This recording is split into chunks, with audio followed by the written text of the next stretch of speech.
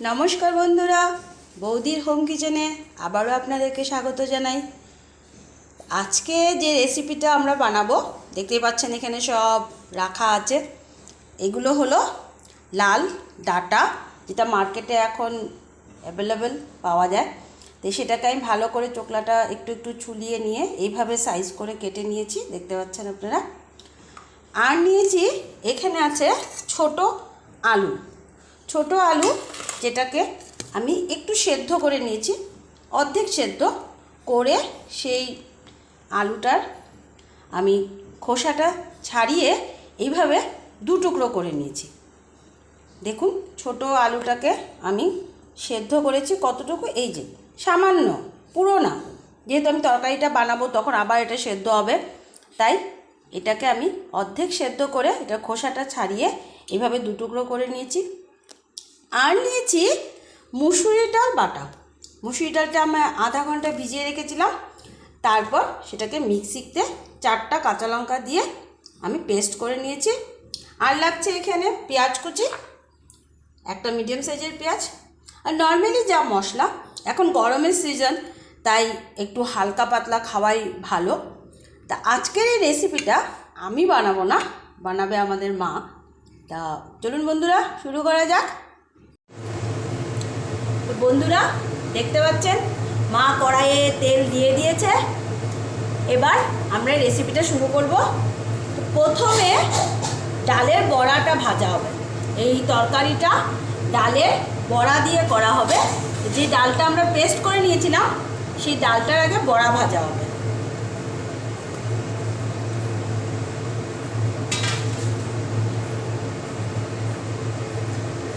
একটুখানি হলুদ গুঁড়ো দিয়ে দিব ডালের মধ্যে, আর পরিমাণ মতো লবণ।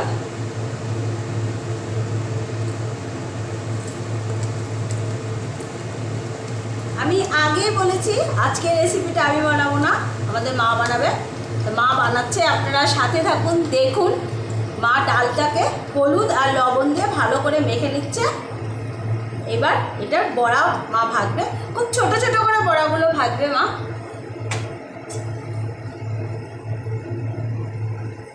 গ্যাসের স্টিমটা আমি বাড়িয়ে দিলাম। দেখুন, একদম ছোট ছোট করে বড়াগুলো উনি দিয়ে দিচ্ছেন কড়াইয়ের মধ্যে।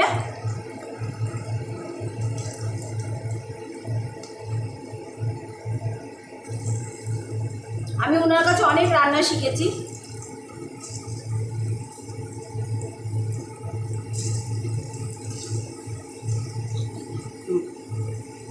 এবার বড়াগুলো একটু লাল লাল করে আমরা ভাজা করে নিব।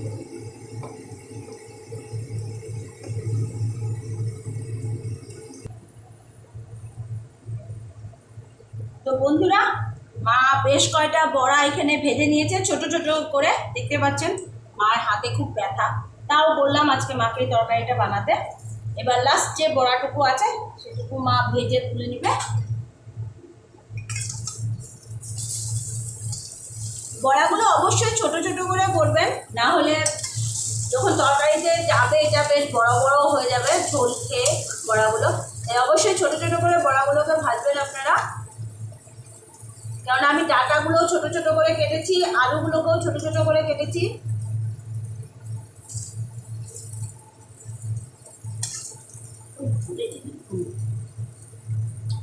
বড়াগুলো ভাজা হয়ে গেছে, এবার সব বড়া আমরা গামলায় তুলে নিচ্ছি।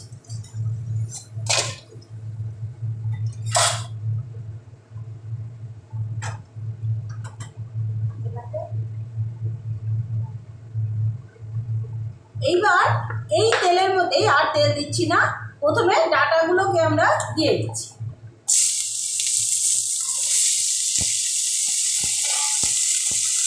তারপর আলুগুলোকেও আমরা এর মধ্যে দিয়ে দিচ্ছি। এরপর দিয়ে দিচ্ছি 2 কোয়া রসুন, যেটাকে আমি থেতো করে নিয়েছিলাম, আর 4টে কাঁচা লঙ্কা, আর পরিমাণ মতো লবণ। আলু ডাঁটা দেওয়ার পর 2 কোয়া রসুন দিয়ে দিচ্ছি, একটু ছেঁচে নিয়েছি শিলনোড়া দিয়ে, আর কিছু না। আর দিয়ে দিচ্ছি 4টা কাঁচা লঙ্কা, আর মা তার সাথে দিয়ে দিয়েছে লবণ পরিমাণ মতো, যতটুকু আপনারা খান। এবার মা দিয়ে দিচ্ছে হলুদ গুঁড়ো। গ্যাসের স্টিমটা অবশ্যই এই মুহূর্তে একটু কম রাখবেন, কেননা মশলাগুলো দেওয়া হচ্ছে তাই।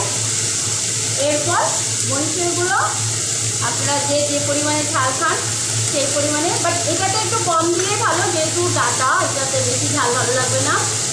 দেওয়া হচ্ছে জিরে গুঁড়ো, 1/2 চামচের মতো জিরে গুঁড়ো, আর 1/2 চামচের থেকে একটু বেশি ধনিয়া গুঁড়ো। এবার মশলাটাকে খুব ভালো করে আমরা সবজির সাথে মিক্স করে নিই। এবার আমি গ্যাসটা বাড়িয়ে দিলাম।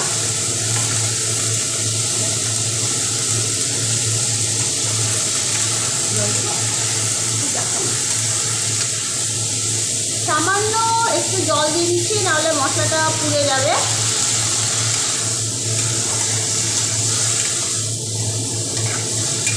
এবার ভালো করে মশলাটা সবজির সাথে মিশিয়ে একটু ঢাকা দিয়ে দিব, যাতে মশলাটা ভালো করে মিক্সড হয়ে যায়।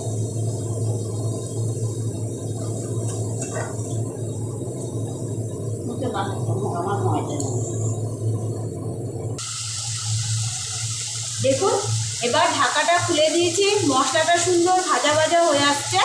এটা ভালো করে এখন ভেজে তারপর এর মধ্যে আমরা জল দিই।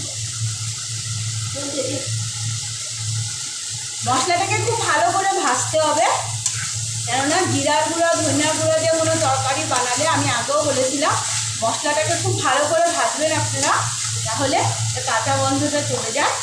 এখন মা দিয়ে দিচ্ছে একটা তেজপাতা, এটাকে মা 4 টুকরো করে নিয়েছিল, সেই তেজপাতাটাও মা এর মধ্যে দিয়ে দিয়েছে। ভালো করে মা সবজিটাকে ভাজা করে, খুব সুন্দর একটা রং হয়েছে দেখুন আপনারা।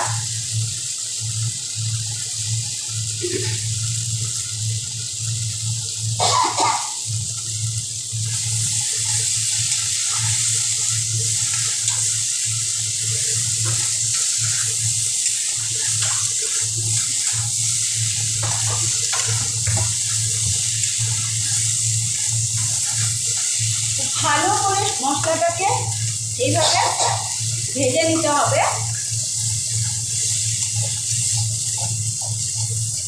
যখন মশলাটা ভাজা হয়ে যাবে খুব ভালো, দেখবেন কড়াইয়ের মধ্যে লেগে লেগে যাচ্ছে আর সাইডে দিয়ে তেল ছাড়তে শুরু করে দিবে। আমরা কিন্তু আর তেল দিইনি, সেই বড়া যে ভেজেছিলাম সেই তেলের মধ্যেই আমরা তরকারিটা বানাচ্ছি।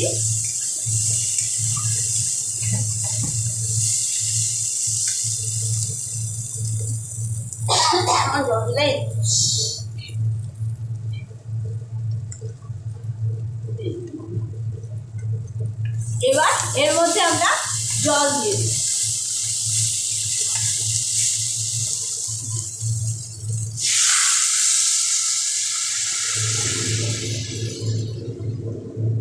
প্রথমে অল্প জল দিয়ে সবজিটাকে ভালো করে মিশিয়ে নিব,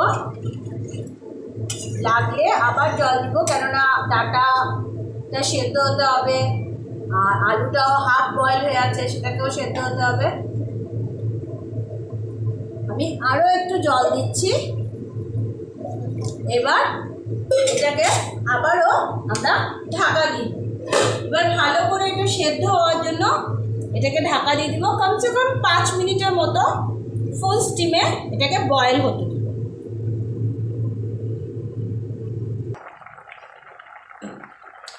দেখুন আমি ঢাকাটা উঠিয়ে দিয়েছি, ঝোলটা অনেকটাই আমার শুকিয়ে গেছে। ঠিক এই মুহূর্তে আমি সেই ভেজে রাখা ডালের বড়াগুলো ঝোলের মধ্যে দিয়ে দিলাম, কেননা বড়াটাও একটু বয়েল হতে হবে। ঠিক একটু ফুটিয়ে তারপর আমরা এটাকে নামিয়ে নেব।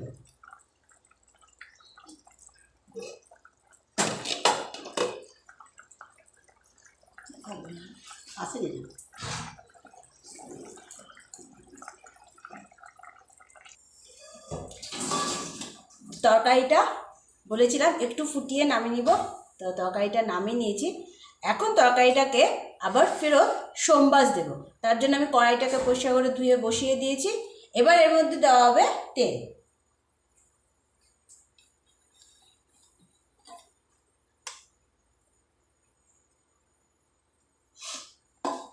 সামান্য পরিমাণে তেল দিয়ে দিয়েছি। তেলটা ভালো গরম হয়ে গেলে তার মধ্যে সোমবাস দেওয়া হবে পেঁয়াজ, আমি এখানে একটা মিডিয়াম সাইজের পেঁয়াজ কুচি করে কেটে নিয়েছি।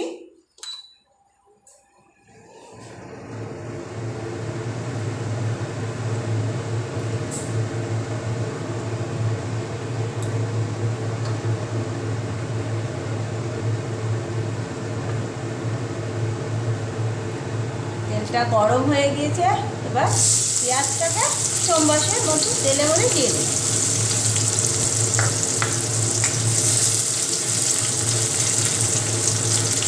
পেঁয়াজটা একটু তেলে ভাজা করে নিবে যাতে পেঁয়াজের কাঁচা গন্ধটা চলে যায়।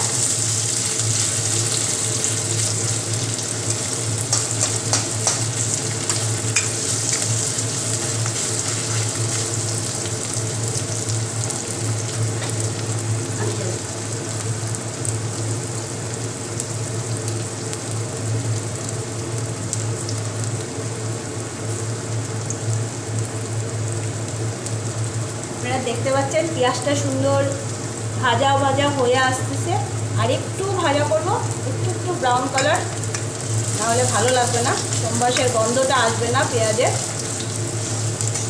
মা এই তরকারিটা খুব ভালো বানায় বলে মাকে আজকে বললাম আপনি বানান। আসলে ওনার হাতে খুব ব্যথা, তাই ওনাকে এখন আমরা রান্না টান্না তেমন করতে দিই না। তাও আজকে বললাম আপনি আস্তে আস্তে করেন, আমরা আছি আপনার সাথে।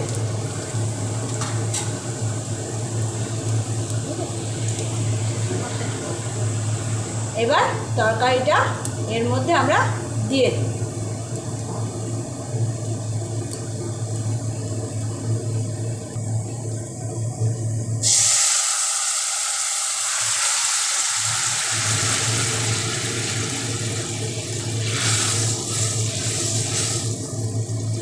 একটু ঝোল ঝোল রাখবেন, কেননা ডালের বড়াগুলো তরকারির ঝোল শুষে নেবে, একটু ঝোল ঝোল রাখবেন।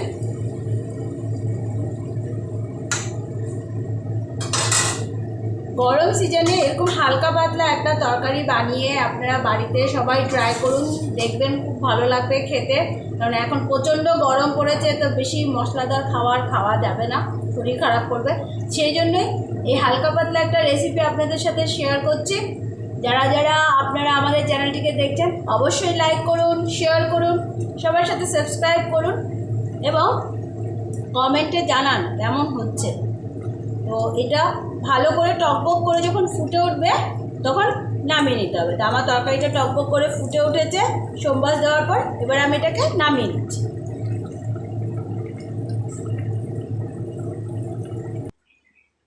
তো দেখুন বন্ধুরা, আমাদের মা আজকে আমাদেরকে একটা খুব সুন্দর রেসিপি বানাতে সাহায্য করলো। এটা হলো ডাঁটা দিয়ে আলু দিয়ে আর মুসুর ডালের বড়া বানিয়ে একটা সুন্দর হালকা পাতলা রেসিপি। এই গরমের সিজনে অবশ্যই আপনারা বাড়িতে রেসিপিটা ট্রাই করুন এবং বাড়িতে বানিয়ে সবাইকে খাওয়ান, খুব ভালো লাগবে খেতে। একদম হালকা পাতলা নর্মাল একটা রেসিপি। তো বন্ধুরা আজকে এতটুকুই, ধন্যবাদ।